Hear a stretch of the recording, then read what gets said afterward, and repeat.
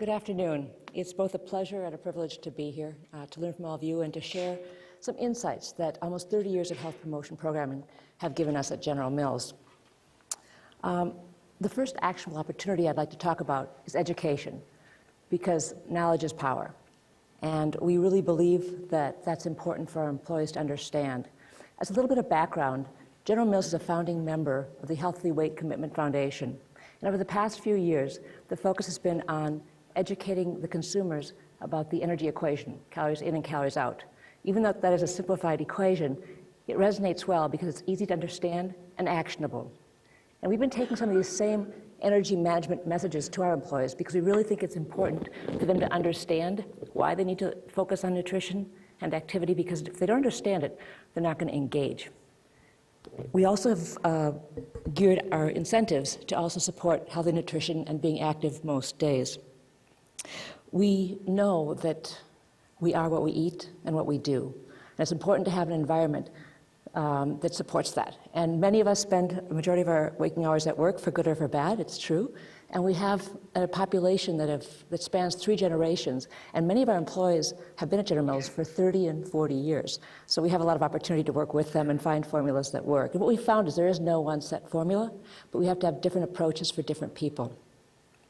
Some of the programming that we provide is similar to what Helen had mentioned as well. Smaller portion sizes, subsidizing healthy foods such as lean proteins, fruits and vegetables, encouraging our employees to eat the rainbow. We have healthy vending choices and our ever-popular healthy holiday cooking classes. On-site fitness centers in some locations versus trainers versus nurse practitioners, depending on what the local population needs. We also have on-site pumping rooms for breastfeeding women, which provides a dual benefit: healthy babies, but also can help new mothers lose some of the pregnancy weight. What we found in our supply chain is that the best health champions are our safety champions, because really you can't be healthy if you're not safe, or safe if you're not healthy. And here it's about behavior change, which really resonates well with our workers versus the more personal approach.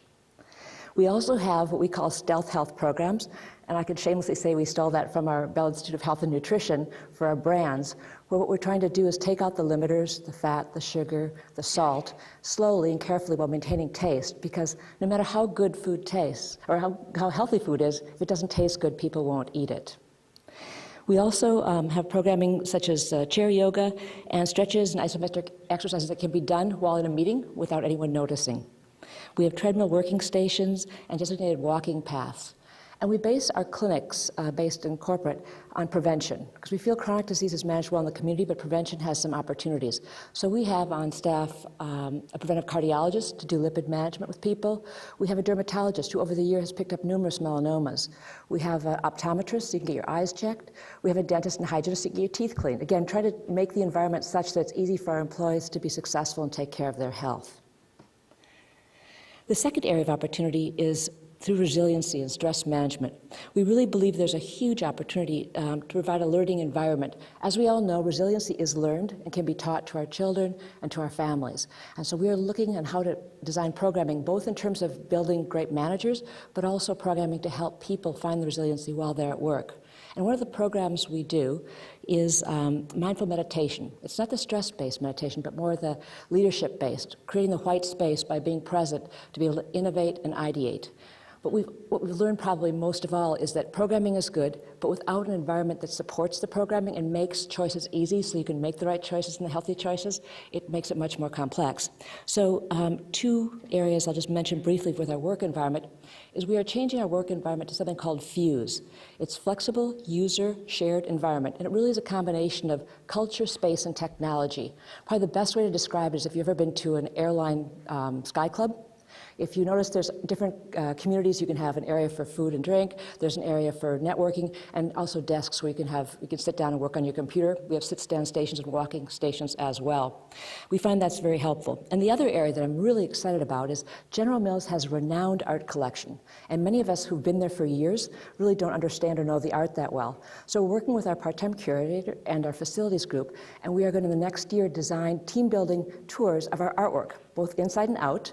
Out not so much in the winter where it's 45 below wind chill today, but I think it's going to be important to be able to let people learn about art and use art as a bridge to health. By this fall, we should have an app that's available on your smartphone, so if you're at your desk, you're feeling kind of like you're getting information from all sides and you need to clear your head, you can step away from your desk, go down any hall, scan a piece of artwork, learn about the artist and the artwork, and then kind of build some more resiliency back and then get back to what you need to get done. Finally, I've been asked to talk a little bit about eliminating health disparities, and here I would focus on our General Mills Foundation and its connection to the community. We provide grants to U.S. nonprofits. Two examples would be our Champions for Healthy Kids grants, where we've donated $20 million since 2002, serving nearly 10 million youth. And currently our President's Youth Fitness Program, where General Mills has made a $10 million commitment over 6 years to empower students to get active, healthy lives, with the goal being that we will be in 90% of schools by the year 2018. And finally, I just want to mention volunteering. It really is in the DNA at General Mills. Over 80% of our employees volunteer, giving back to the community. It's a way to be resilient, to connect with the community. And for those of us fortunate to work at a company like General Mills, we can give back, feel good about it, but also learn about the different populations that we serve. With that, I'll say thank you.